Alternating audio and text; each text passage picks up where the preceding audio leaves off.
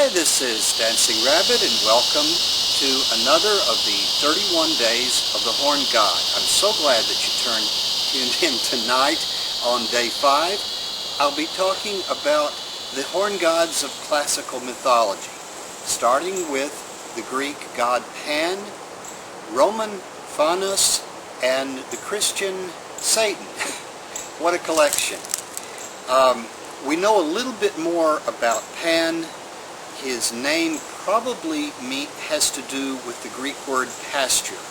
So he is the god of the herds. He's pictured as half man and half goat with a set of goat horns.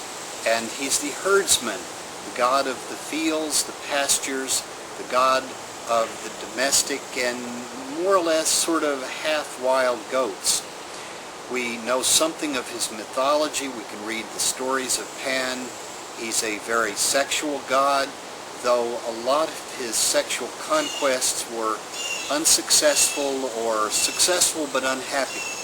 There's the story of how he dressed in sheepskin and called down the moon goddess Selene. So maybe a little drawing down of the moon going on there. He was successful, but she wasn't so happy afterwards. We don't know an awful lot about the rituals connected with Pan because his cult was one of the many Greek mystery religions. So you had to be an initiate to find out all the secret stuff, and that sort of thing wasn't written down. The Romans worshipped a very similar horned god, Faunus, and he was one of the first Roman gods to be worshipped, along with the various household deities. Faunus was a god of the land, a land spirit, and his holiday was in February 13th, 14th, depending on the calendar year, and so this is basically where we get our Valentine's Day, or at least the idea that Valentine's Day is on February 14th. The Lupercalia, or Lupercatrius, was a day when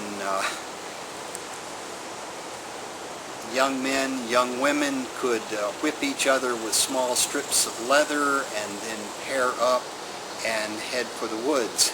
So Faunus was also another very sexual horned god. Later in pagan Roman times, the various Roman deities were extensively Hellenized, and so Faunus was pretty much merged with Pan, and many of the Greek myths of Pan were liberally adopted by the Romans and became some of the mythology of Faunus.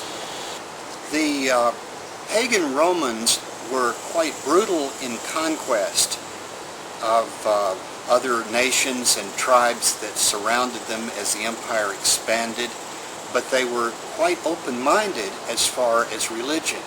They normally allowed conquered people to continue to practice their native religion.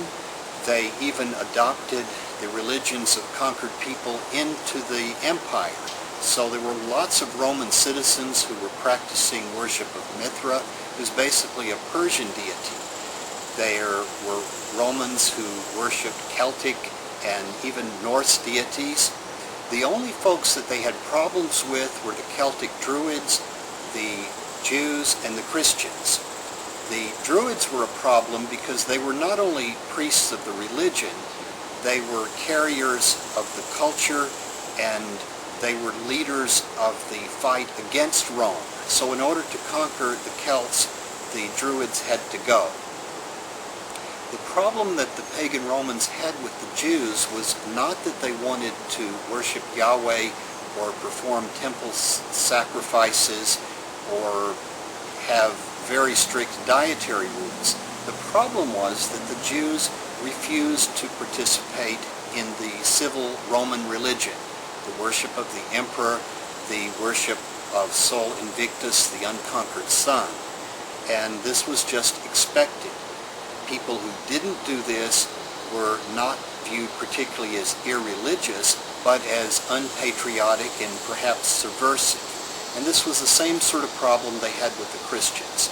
I really don't think that the pagan Roman emperors cared whether people believed in Jesus as their Savior and went to Mass or not. But they did have a problem with people who failed or refused to swear allegiance to the emperor and to, in effect, worship the emperor as God upon the earth, which the Christians would not do. Now, when Emperor Constantine accepted Christianity and later allowed it to be practiced openly, basically issued edicts of toleration, and later emperors adopted Christianity as a state religion, I think primarily as a method of unifying the empire, having one emperor, one religion, a whole lot simpler, a whole lot easier to control the people. The church began to deal with the pagans who remained in two quite different ways.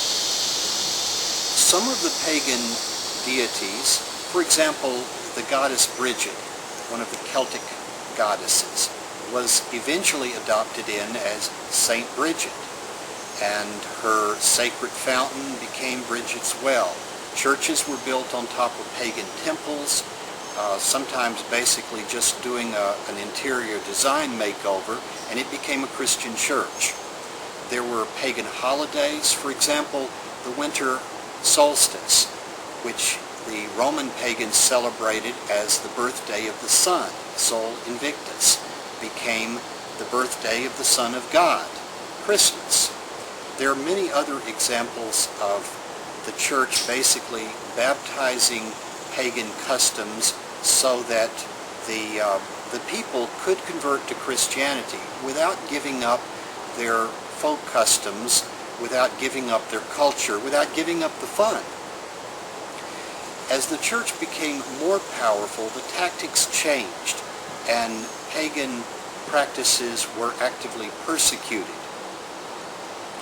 Now, it was one thing for the church to baptize the mother goddess, Maria, and make her into the mother of God, Maria, and allow Christians to have a feminine influence in their religion, at least up to the Protestant Reformation.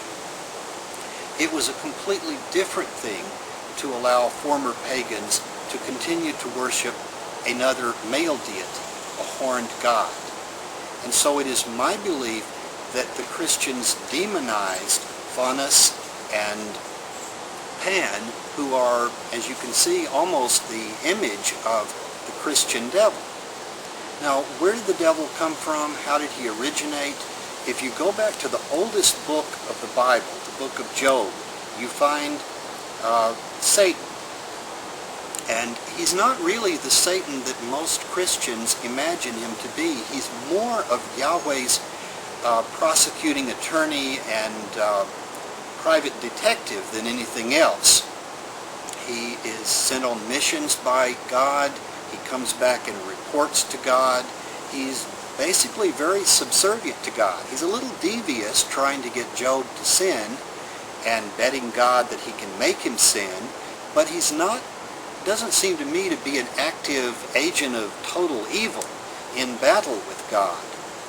The Jewish religion, the Hebrew religion, really didn't have much of a place for Satan or a devil, an adversary, a spiritual adversary of God until after the Babylonian captivity, when the Jews were exposed to the dualistic religion of Zoroastrianism.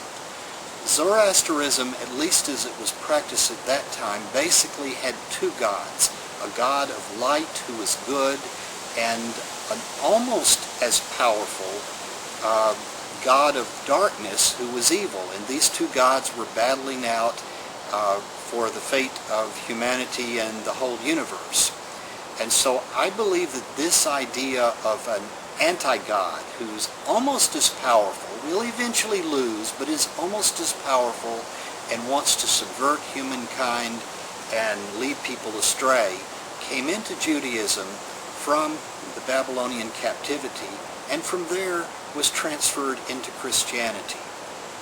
And the Christians, to prevent pagans from worshiping the horned gods, said, your horned god is the devil. He's the enemy. He's the one who wants to trick you and to lead you to hell and eternal damnation and burning forever, and so you can't worship the horned god anymore. This takes us pretty much down through the Middle Ages and into what many pagans call the burning times, and up into modern times. Tomorrow I'm going to deviate a little bit from all of this ancient history stuff and talk to you about the charge of the god. I believe it's important that we study history, that we study the mythology, because this stuff wasn't just made up by Gerald Gardner on a whim. This stuff has a great history that goes back some 10,000-12,000 years, that people have worshipped a horned god, a god of the hunt, a god of the animals, a god of the goats, a god of the cows, a god of sexuality, a very, very masculine deity. Masculine, but in a good way. They encountered the horned god, the spirit of the horned god, and they saw him in various guises and various ways. We can't go back and duplicate the rituals of Pan. We can't go back and duplicate the rituals of the sorcerer, because we really don't know what they were, really. And I think that even if we did duplicate them, they might just be poor copies. We must meet the horned god ourselves and see what we think he looks like. And so tomorrow we're going to be looking into some of the poetry, some of the modern poetry about the horned god, the charge of the god, and what does that mean for us? What could it mean? My light is fading, my time is going. I appreciate all the folks that have mirrored the videos and entered the contests. You've got today's, and you've got Saturdays, and then on Sunday we have the first drawing. So, I want to wish all of you peace and good luck.